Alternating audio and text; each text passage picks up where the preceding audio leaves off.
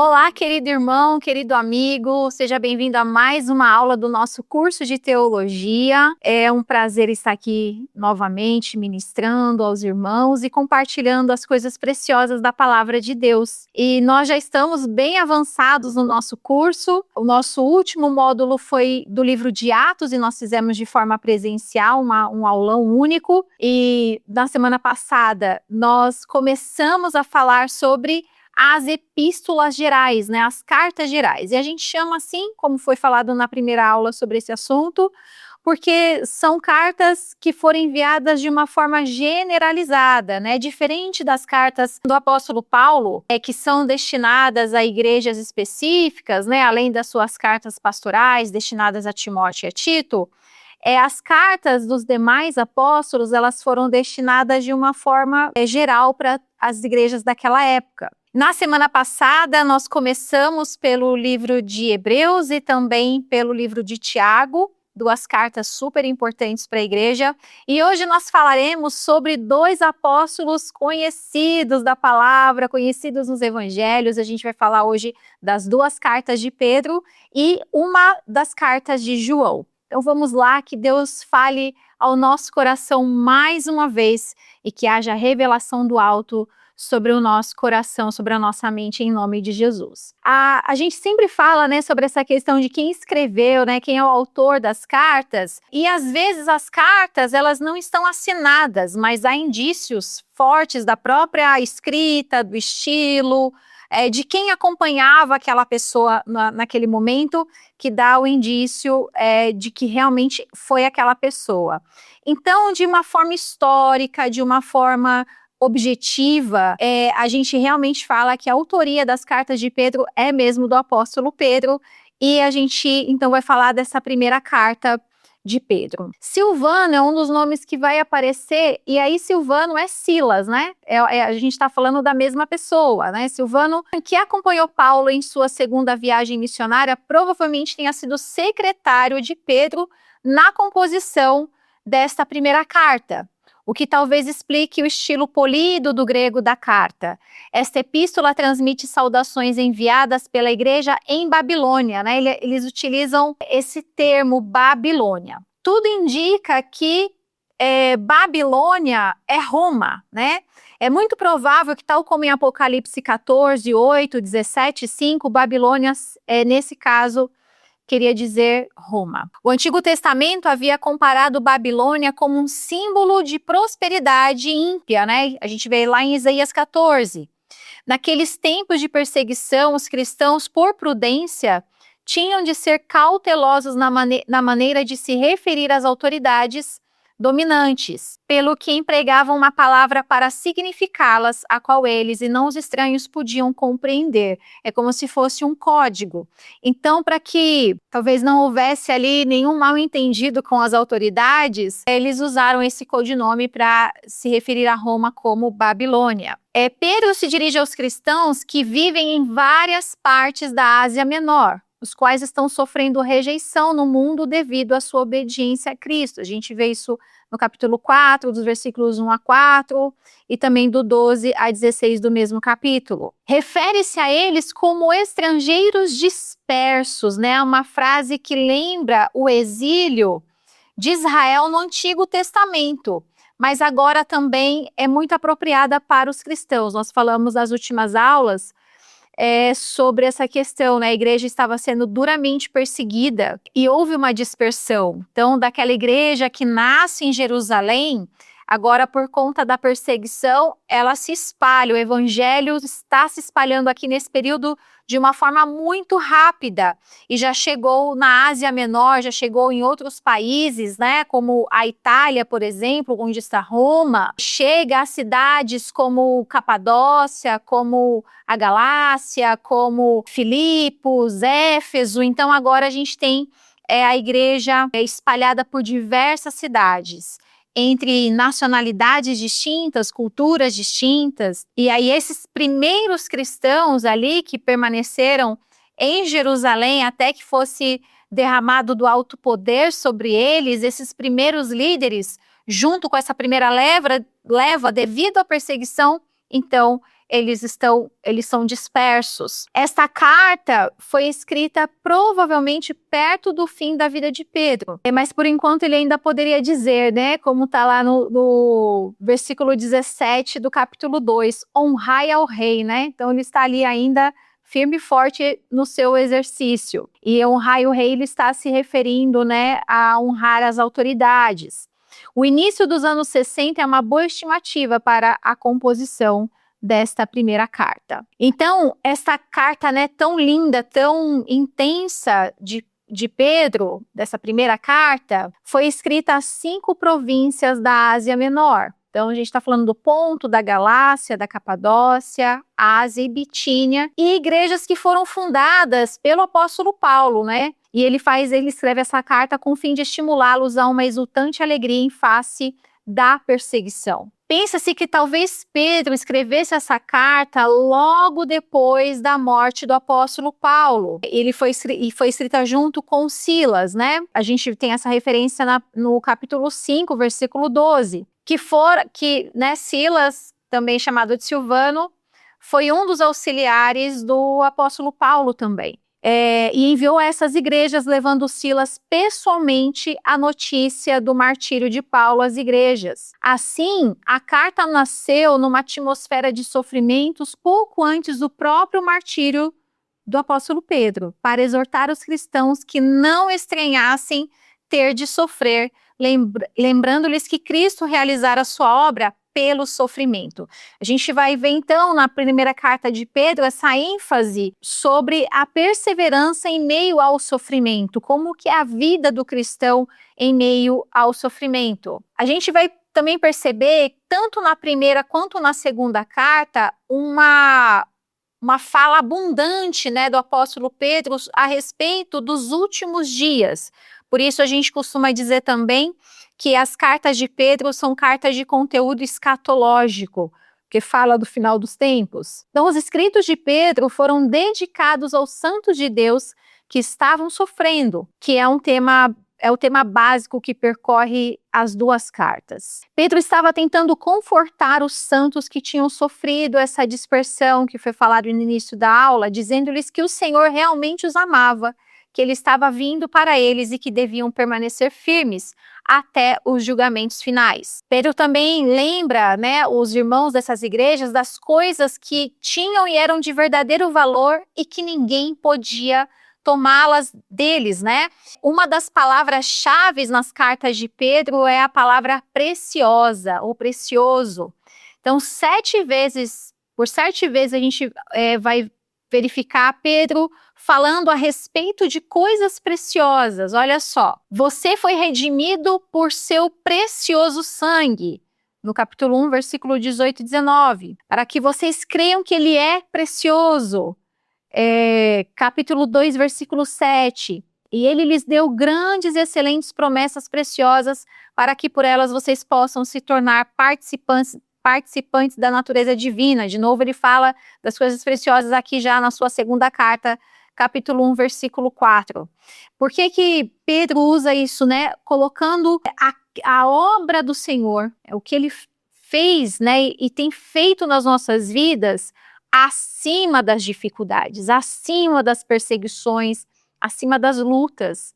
Então, a pergunta para nós temos considerado as coisas do Senhor como preciosas? Isso é o que é precioso, isso é o que realmente tem valor para nós, porque no dia da adversidade, eu preciso me deter naquilo que é precioso. E lembre-se, ele estava escrevendo para pessoas que não tinham dinheiro, ele estava escrevendo para irmãos que estavam sendo hostilizados, que estavam sendo duramente perseguidos, que estavam em situação de pobreza, talvez até de situações de muita escassez. E o objetivo era mostrar a essas pessoas que a segurança delas no Senhor era o verdadeiro conforto. Falando agora dessa questão escatológica, né, dessa primeira carta de Pedro, ele fala do dia do Senhor que está próximo, a sua vinda está próxima. E veja, eles estavam ali a poucos anos de distância dessa promessa que o Senhor tinha feito, né? Quando ele é assunto aos céus e ele promete que vai voltar. E Pedro já está falando da vinda do Senhor aqui na sua carta. Aí talvez você pense assim, poxa, mas Jesus não voltou até agora. Eles falavam ali nas cartas como se isso já estivesse para acontecer. Porque nós precisamos nos preparar e ter uma vida cristã que está pronta para isso. Amados, isso é muito importante para nós. Nós precisamos viver todos os dias, como se a sua vinda estivesse próxima. Se lá isso era uma urgência, nos nossos dias então nem se fala, porque nós estamos cada vez mais próximos da vinda do Senhor. Então nós precisamos estar preparados, a nossa vida precisa ser uma vida diligente, uma vida coerente com a nossa fé, com aquilo que nós professamos, porque o dia do Senhor está próximo. E aí Pedro fala, né, o fim de todas as coisas está próximo. Ele coloca essa frase assim bem forte na sua carta. E aí a gente pode dizer então que isso é muito mais verdadeiro agora do que era naquela época. De fato, ele está muito mais próximo agora. Então, vivamos em prontidão, assim também como nosso Senhor Jesus nos alertou e que Mateus coloca nos seus capítulos 24 e 25. Se eu e você estivermos prontos, de lombos cingidos, né, preparados, então quando o Senhor da casa vier, nós não seremos pegos de surpresa. Apesar do Senhor ter falado que ninguém sabe o dia e a hora da sua vinda, eu e você não podemos ser pegos de surpresa.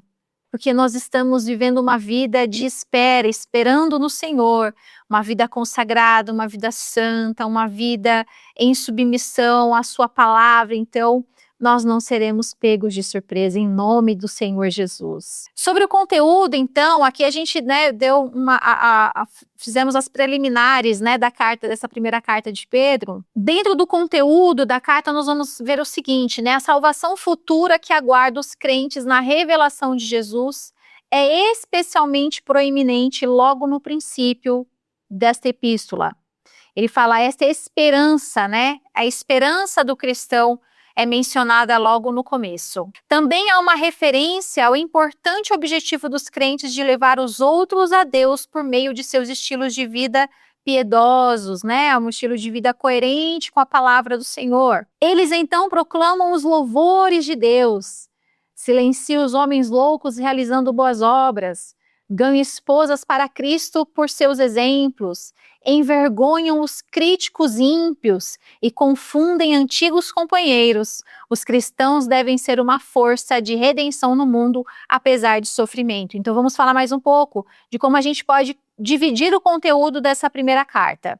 Então, logo no capítulo 1, versículos 1 e 2, nós temos a saudação de Pedro a seus leitores, né? E Pedro faz uma saudação muito parecida com a saudação que o apóstolo Paulo fazia em suas cartas, né? Ele já começa dizendo, né, Pedro aqui, de quem era apóstolo, e ele se dirige aos escolhidos em várias regiões onde poderiam se encontrar os eleitos, e assim, essa também é uma outra palavra muito utilizada por Pedro, os eleitos, se referindo a nós, os crentes. Ainda no capítulo 1, dos versículos 3 a 12, é o tema, né, o conteúdo ali da herança incorruptível do cristão. Então, foi pela misericórdia que Deus nos regenerou e nos garante uma herança eterna. Ele fala, né, apesar de surgirem algumas provações, o objetivo dessas provações é nos levar ao aperfeiçoamento para uma alegria maior. Do versículo 13 até o capítulo 2, versículo 10, então nós temos Pedro falando sobre a nossa relação com Deus. Então, dentro da nossa relação com Deus, o que ele fala? Sede santos em toda a vossa conduta, pois ele é santo. Então, o desejo de Cristo é que nos tornemos santos em toda a nossa maneira de viver. Ainda relacionado a essa questão da nossa comunhão com Deus, amai-vos fervorosamente, pois provastes da bondade do Senhor. Então, a prática da bondade, do amor mútuo entre os irmãos. Chegai-vos à pedra viva e edificai-vos numa casa espiritual, pois sois raça eleita. Coisa linda, né? A base é Cristo. Se a base é Cristo, então o edifício será perfeito. Isso é tão precioso. Nós tivemos um curso recentemente na nossa igreja local em que nós estávamos falando sobre isso, né? O corpo, na palavra do Senhor, é comparado a um edifício a igreja comparada a esse edifício. Então, se todos estão bem conectados, tudo muito bem encaixado, então nada poderá abalar esse edifício. E a nossa base para isso é Cristo. Pedro está falando sobre isso. E ele fala que fomos por ele, por Cristo, eleitos com um propósito definido a cumprir. Depois, o outro conteúdo que Pedro traz está relacionado na nossa relação com os homens, né? Então, no capítulo 2, a partir do versículo 11 até o capítulo 3, versículo 12, a nossa relação com os homens. Olha só. Cristãos, sujeitai-vos a toda a instituição humana. Pedro está falando sobre a importância, e é crucial isso, que eu e você sejamos bons cidadãos em todos os sentidos, respeitando as autoridades, respeitando o governo atual, apesar que lá para eles isso já era uma realidade, nos nossos dias também da pressão que sofremos na sociedade por sermos cristãos. Essa pressão sempre vai existir até a volta de Jesus, isso vai acontecer, irmãos. É necessário que aconteça até como prova da nossa fé. Então, Pedro também está falando sobre a importância de nós nos sujeitarmos às instituições humanas como prova de obediência e como testemunho. Ele fala, servos, sede submissos aos vossos senhores, ainda dentro dessa porção, né? Havia muitos escravos na igreja do primeiro século, e aí ele traz essa exortação para que estes fossem fiéis, leais e submissos até mesmo aos senhores brutais, por amor à profissão de sua fé. Isso é muito tremendo, porque a gente pode trazer isso e aplicar para as nossas vidas nos dias atuais. Esposas, sede submissas a vossos esposos, né? Então, Pedro também traz essa questão da relação entre o homem e a mulher, daqueles que são casados. Então, a questão da submissão da esposa ao seu marido, né? Então, ele traz aqui sobre a questão, né, que não é como uma servidão de escravo, né, que o marido não deve fazer esse desprezo a esta mulher como se ela fosse uma escrava, mas eu, como esposa, me coloco debaixo da missão desse marido, desse meu esposo, né, dessa pessoa com quem eu decidi me casar. Pedro também dá uma orientação que para algumas pessoas, né, e a gente vê até em algumas culturas, é como se a mulher ela não pudesse se arrumar, ela não pudesse, né, ser, vamos dizer assim, vaidosa com a sua aparência física, mas Pedro está, na verdade, dizendo que é mais importante do que o enfeite, mais importante do que estar bem arrumada, é que haja nesta mulher crente uma personalidade cristã, uma marca forte de Cristo na vida dela. E ele fala, maridos, amai vossas esposas com consideração. Preste bem atenção nisso, profundo, com consideração, com a gentileza, com a delicadeza que a mulher precisa. Então Pedro aqui está falando, marido, ame a sua esposa com consideração, entenda quem ela é, entenda as suas fragilidades, as suas necessidades e sirva ela nesse sentido. E aí ele fala, todos vós, independente se é casado ou não, para todos, né, nas nossas relações humanas, todos vós tende unidade no espírito, né, a unidade no espírito não deve ser quebrada pela malícia, falatório inútil, fofocas, né, a difamação entre irmãos. E aí a gente parte para uma outra porção deste conteúdo, do capítulo 3, versículo 13, até o capítulo 5, versículo 11, né? Bênçãos por causa da justiça, né? Ele começa a falar das bênçãos que decorrem da justiça. Então, manter limpa a consciência quando sofrer pelo erro, né? A calúnia e a difamação poderão vir contra nós. No entanto, elas serão destruídas pelo modo correto de vida do cristão. O testemunho da fé aplacará a ira dos adversários que ficarão envergonhados do seu procedimento. Se eu e você estivermos sendo difamados, caluniados por causa de Cristo, por causa da nossa fé, o que Pedro está falando aqui é que a nossa conduta seja tão irrepreensível, seja tão correta, tão coerente com a nossa fé, com o caráter de Cristo, que estes que provocam esse tipo de situação, né, da difamação, da calúnia, da maledicência, eles se sintam envergonhados do seu procedimento. Quantas vezes eu e você tentamos nos defender do nosso jeito, e não é do nosso jeito. É só obedecendo a palavra de Deus, é tendo um modo correto, de acordo com a nossa fé. Isso é suficiente. E aí também, nessa última porção da sua carta, a gente tem um conteúdo escatológico um pouco mais forte, né? Em tempos do fim, devemos manter um amor infalível, né? O amor vai permanecer, pois é eterno. Por outro lado, as provações virão para testar este amor existente entre os irmãos.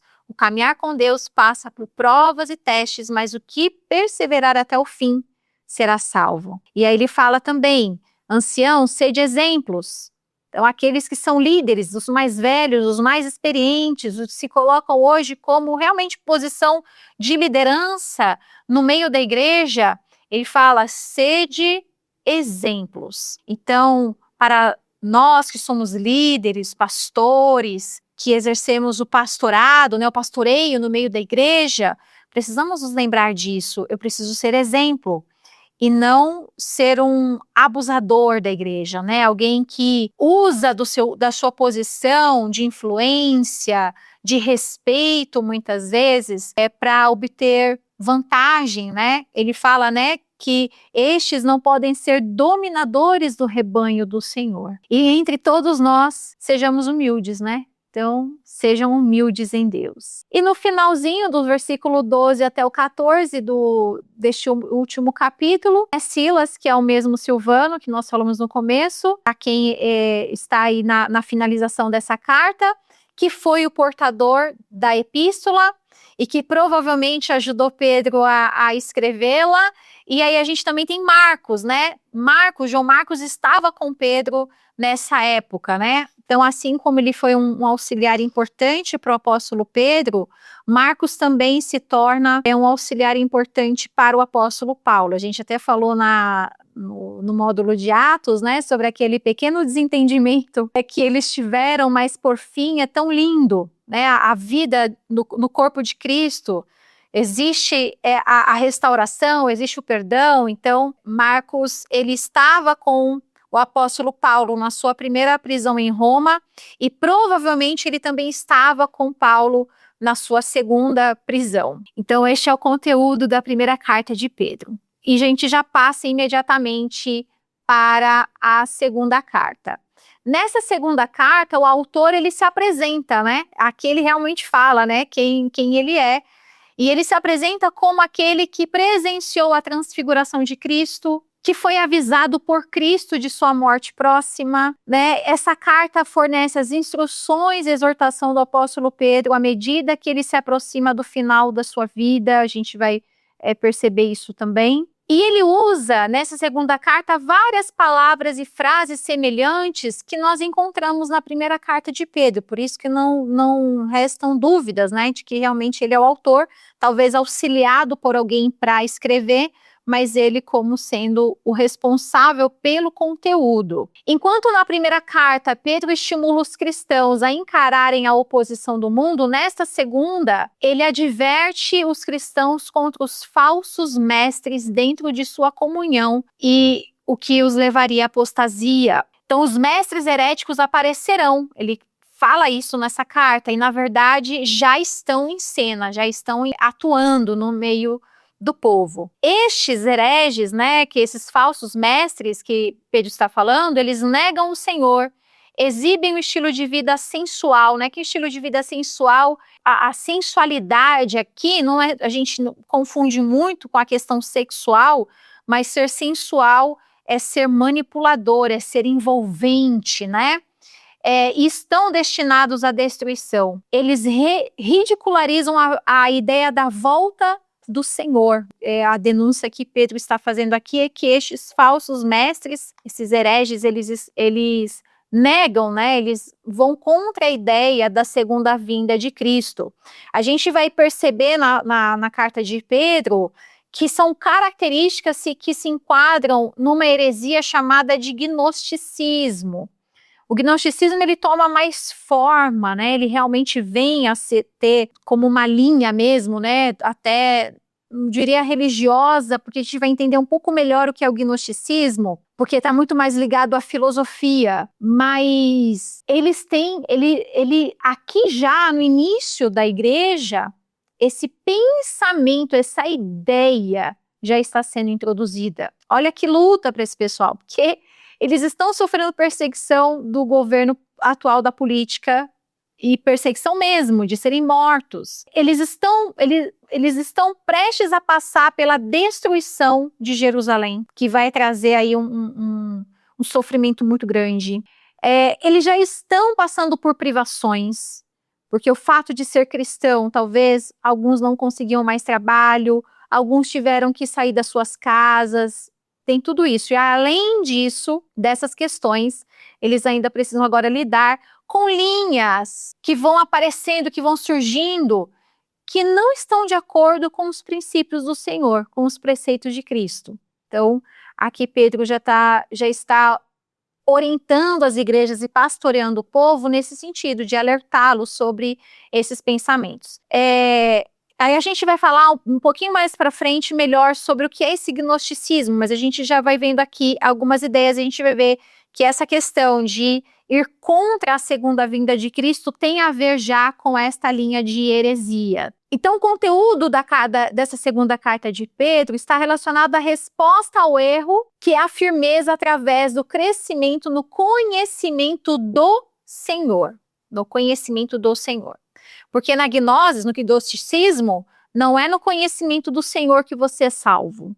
Então, a gente vai chegar lá. A carta começa com o tema de cultivar a maturidade cristã. O conhecimento em 2 Pedro é mais do que percepção intelectual.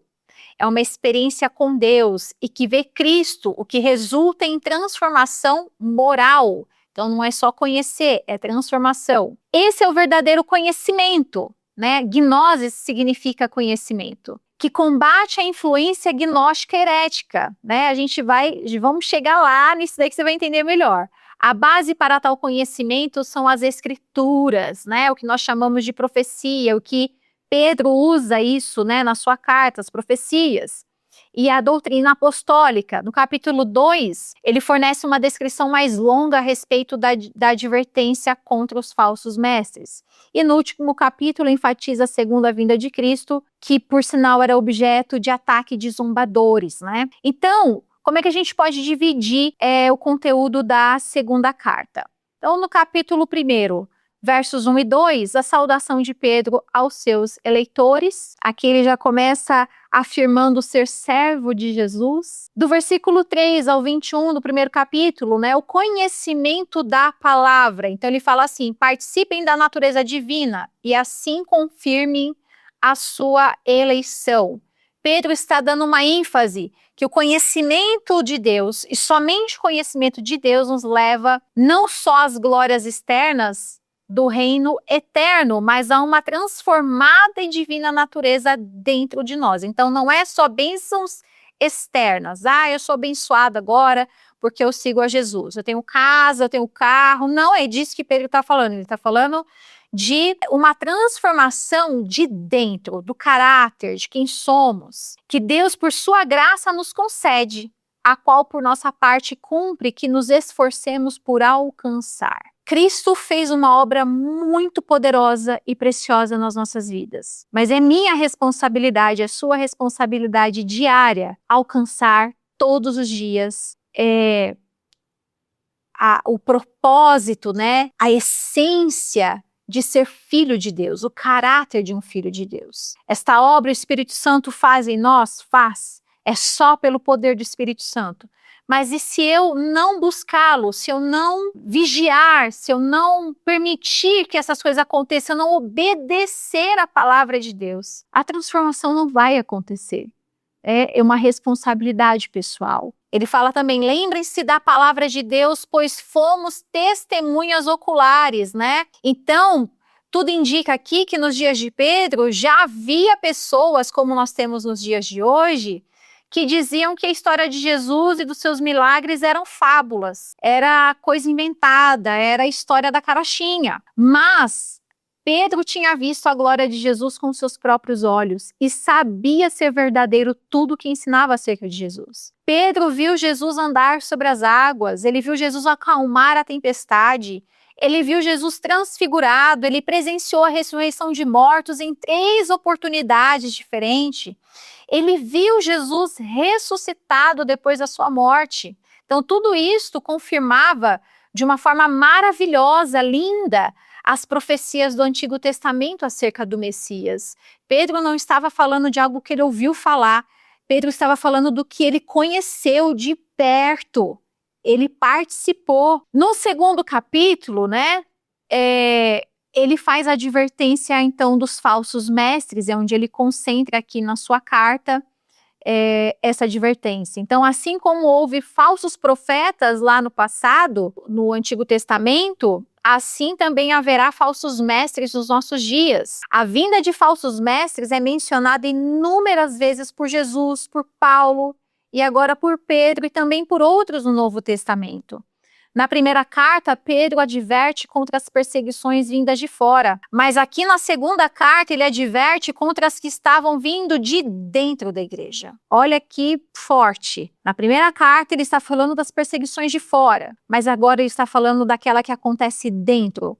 Então, desses ensinamentos falsos, e que não é diferente nos nossos dias. Deus que não poupou os ímpios do passado, né? Agora conservará os injustos sob castigo, mas livrará os piedosos da tentação. Ou seja, se lá no passado, antes de Cristo, do advento de Cristo, ele não poupou os ímpios, agora então, porque nós temos a oportunidade, nós já temos Cristo, eu só preciso segui-lo, eu só preciso ser discípula de Jesus.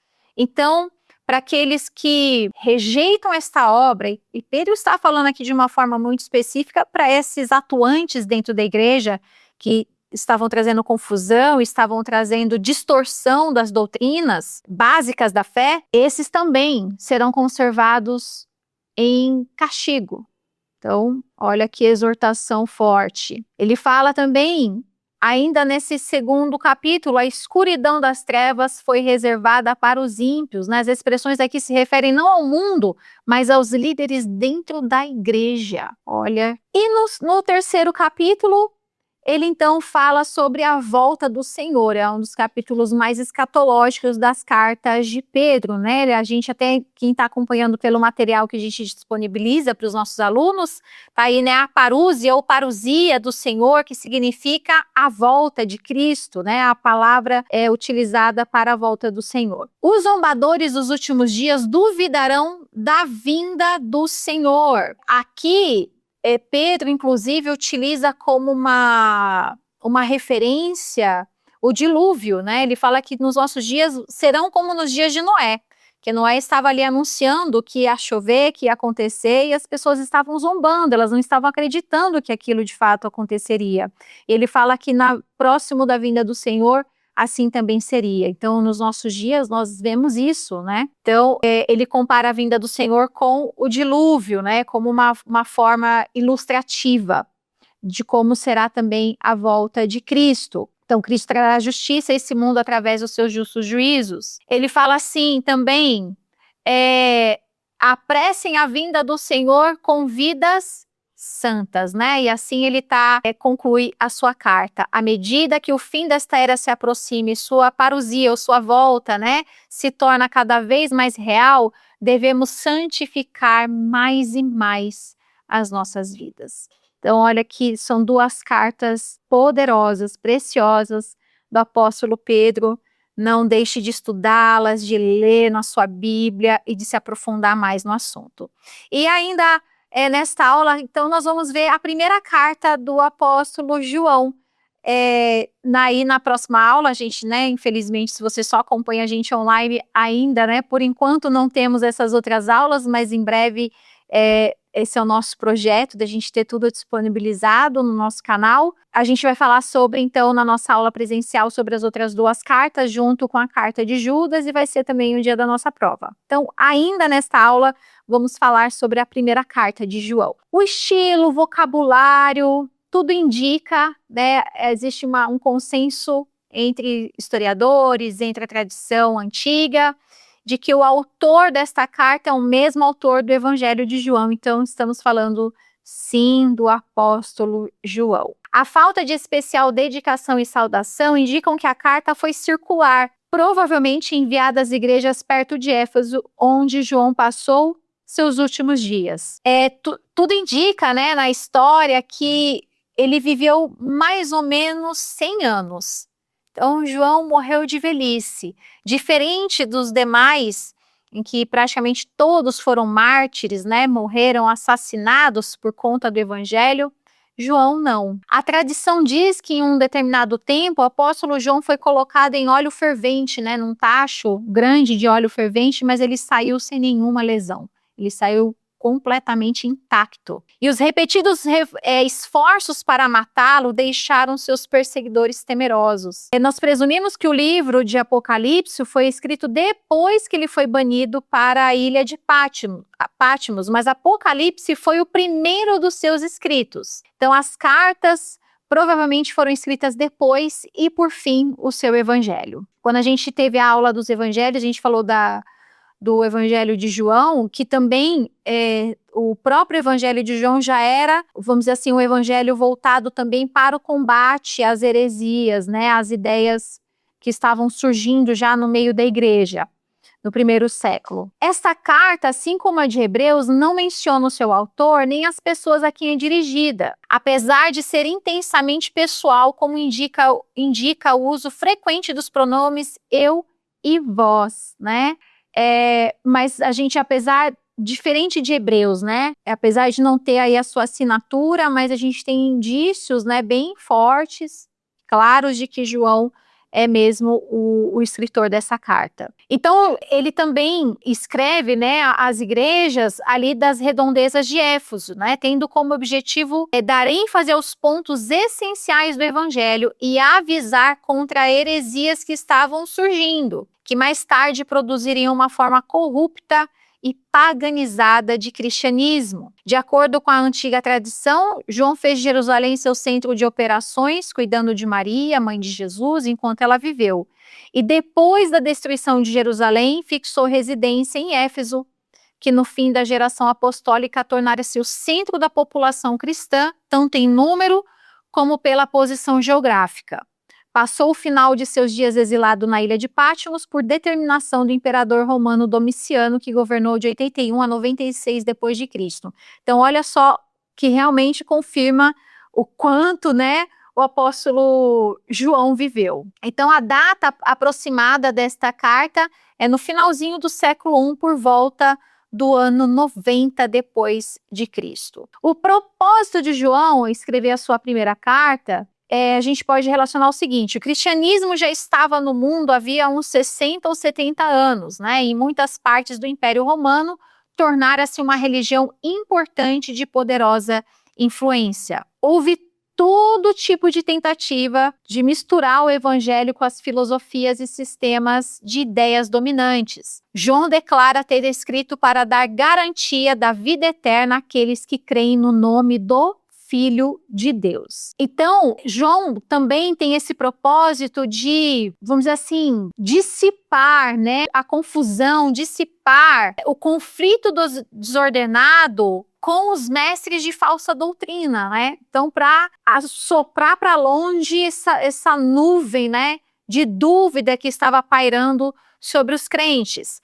João refere seus ensinamentos desses falsos mestres como enganosos. Lá, a gente acabou de ver que o apóstolo Pedro fez a mesma coisa anos antes. E aos mestres como falsos profetas, mentirosos e anticristos. Eles um dia tinham estado com a igreja, mas tinham se afastado e tinham se levantado no mundo para propagar sua perigosa heresia. Essa heresia que ele está falando era precursora do gnosticismo do século II. Então, que essa filosofia ensinava, né? Que a matéria era essencialmente ruim e o espírito era essencialmente bom. Então, o gnosticismo ele traz um ponto de vista dualista. O que isso quer dizer? Ele fala, é como se que ele estivesse falando assim: existe um Deus bom e existe um Deus mau, e eles não podem coabitar. No gnosticismo, o espírito só pode ser bom, a matéria é ruim. Então eles falavam assim: como é que Cristo pode ser Deus se ele foi matéria? Homem, encarnado. Não, então ele não é Deus. Ou ele é Deus ou ele é homem. Olha que perigo. E essa ideia estava sendo disseminada no meio da igreja. Por isso que o apóstolo João, na sua carta, ele usa essa denominação para Cristo o tempo todo, o Filho de Deus, o Filho de Deus, o Filho de Deus, para dizer, ele é encarnado, ele é o Cristo encarnado. Ele é Deus e ele foi homem, ponto. Então, o gnosticismo falava ao contrário disso, que isso seria impossível. No gnosticismo, o que salva a pessoa é o seu próprio conhecimento. Ele é capaz de atingir salvação pelo conhecimento, pela filosofia. Eu me torno uma pessoa boa conforme eu vou fazendo coisas boas, mas pelo meu intelecto. Então, quanto mais intelectual, quanto mais conhecimento eu adquiro, mais próximo da perfeição eu chego. Não, não é isso. Então, em Cristo, a gente vê o contrário disso. Em Cristo, nós nos esvaziamos de nós mesmos para sermos cheios da sua glória e cheios do seu conhecimento. Em Cristo, eu me esvazio de mim mesmo, eu me esvazio de todo o conhecimento humano e me aproprio da sua palavra, me aproprio daquilo que está escrito, eu me aproprio da mente de Cristo. Então, o apóstolo João, ele teve esse trabalho aqui belíssimo na sua carta de combater esses pensamentos gnósticos, né? Então, esse ponto de vista dualista que eu acabei de explicar fez com que os falsos mestres negassem a encarnação de Cristo e, portanto, a ressurreição. O verdadeiro Deus, segundo eles, nunca poderia habitar um corpo material de carne e sangue, como eu acabei de explicar. Então, para eles, o corpo humano que Jesus supostamente possuiu não era real, mas apenas aparente. E João escreveu vigorosamente contra esse erro. Eles também ensinavam que, como o corpo humano era um simples invólucro, não é só uma embalagem para o espírito interior, e como nada que o corpo fizesse poderia afetar o espírito interno, então não havia pecado. Então, para eles, não havia pecado. Olha só, que engano. E João responde com muita indignação a esse erro, né? Tem aí vários versículos que ele fala sobre isso. Então, o objetivo de João escrever era expor a heresia dos falsos mestres e confirmar a fé dos verdadeiros crentes. O conteúdo da carta, a gente traz o seguinte, existem grandes semelhanças entre o Evangelho de João e a primeira carta de João. O tom dessa epístola é amigável e paterno, refletindo a autoridade que a idade e o apostolado trazem. Ele já era um senhor bem velhinho, já tinha passado por tudo. Então ele passou parte da sua vida ali convivendo com Jesus, depois ele viu tudo o que aconteceu com a igreja desde ali do Pentecostes, e agora ele já estava aproximando aí talvez dos seus 100 anos de idade. Então ele tinha, olha quanta sabedoria, quanto amor, quanta doçura, né? E quanta autoridade, principalmente. O estilo é informal e pessoal, revelando o relacionamento íntimo do apóstolo com Deus, mas também com o seu povo, né? A maneira de falar tão pessoal, tão íntima, né, com as pessoas. João ressalta os temas do amor, da luz, do conhecimento e vida em suas advertências contra a heresia, sendo o amor a nota dominante, né? É o que predomina em toda essa carta. A comunhão com Deus e os irmãos permite que as pessoas reconheçam através da unção de Deus a falsa doutrina e o espírito do anticristo. A comunhão com Deus exige que se caminhe na luz e que se obedeça aos mandamentos de Deus. Aquele que pratica justiça é justo, assim como ele, né? Deus é justo. Enquanto qualquer que não pratica a justiça e não ama seu irmão, não é de Deus. Então, João, ele coloca isso muito claro na sua carta, nessa primeira carta, né? Que o nosso relacionamento com Deus e nosso relacionamento com os homens, né? Uns com os outros, está intimamente ligado. Eu não posso dizer que eu amo a Deus sem amar quem eu vejo. sem amar o meu irmão, sem amar aquele que está próximo de mim. Então, isso é um tom forte, né, desta carta. O amor ao Pai, Deus, né, e o amor ao mundo são totalmente incompatíveis. E nenhuma pessoa nascida de Cristo tem o hábito de viver na prática do pecado. Então, olha só, isso também combatia o que a ideia gnóstica estava já querendo permear no meio da igreja, né? Então, eu sou salvo, eu não preciso nem me preocupar mais com nada. Quem é salvo em Cristo Jesus não anda mais no pecado. Isso é o que realmente, vamos dizer assim, me confere, né? Dá essa convicção. Poxa, eu sou salvo em Cristo, eu entreguei a minha vida para Jesus, a velha natureza não domina mais, irmãos. Não pode dominar mais, né? Então, o pecado não tem mais lugar na nossa vida. E a carta termina com o testemunho de Jesus, o Filho de Deus. Jesus é aquele que veio, né? O título técnico do Messias é aquele que havia de vir ou aquele que veio. João o identifica como aquele que veio pela água e pelo sangue, o Deus que veio e habitou entre nós, a palavra que se tornou carne. Olha como João ele vai dando a ênfase na doutrina, a doutrina nua e crua, como ela deve ser, e de uma forma tão amorosa, tão vigorosa, como um pai, né? Realmente como um pai quando precisa exortar um filho. Então, ele traz novamente não, ele traz por várias vezes isso na sua carta, para deixar bem claro. É interessante porque no Evangelho ele começa assim: no princípio era o Verbo, e o Verbo estava com Deus, e o Verbo era Deus. Por que João dá ênfase nisso no seu evangelho, na sua carta, para combater esses falsos ensinos que já estavam entrando dentro da igreja? Então, a gente pode dividir assim o conteúdo dele. Na capítulo 1, versículos 1 a 5, ele fala sobre a base da vida cristã, né? Deus se torna carne em forma humana. Olha só como ele já começa falando, muito parecido com a maneira como ele começa o evangelho também. 21 vezes nesta carta, Jesus é chamado de Filho de Deus. 12 vezes é chamado Pai. Assim, a divindade de Cristo e a relação especial de Pai que existe entre Deus e Jesus é a ênfase especial desta carta. Para João, Jesus não era um fantasma, não era um sonho, não era uma visão, né? Era uma pessoa real, a encarnação da vida e da vida eterna. Do versículo 6 até o capítulo 2, versículo 2, o significado do andar na luz, né? Andar com Deus não significa andar sem pecado, né? Porque a gente não quer mais viver no pecado, mas nós cometemos erros no nosso dia a dia. Ainda resta pecado em nossa natureza, mas em virtude da morte de Cristo pelo nosso pecado, é que temos comunhão com Deus. Luz aqui significa o domínio da verdade, justiça, pureza, alegria e a glória de Deus. No capítulo 2, versículo 3 a 28, ele fala quais são os resultados da comunhão com o Pai. Resultados da comunhão com Deus. A obediência é um resultado, né? A palavra não é apenas para ser ouvida, mas obedecida. Outro resultado, a semelhança com Cristo. Então, uma das condições de sermos perdoados é guardarmos seus mandamentos, por isso devemos ser como Ele é.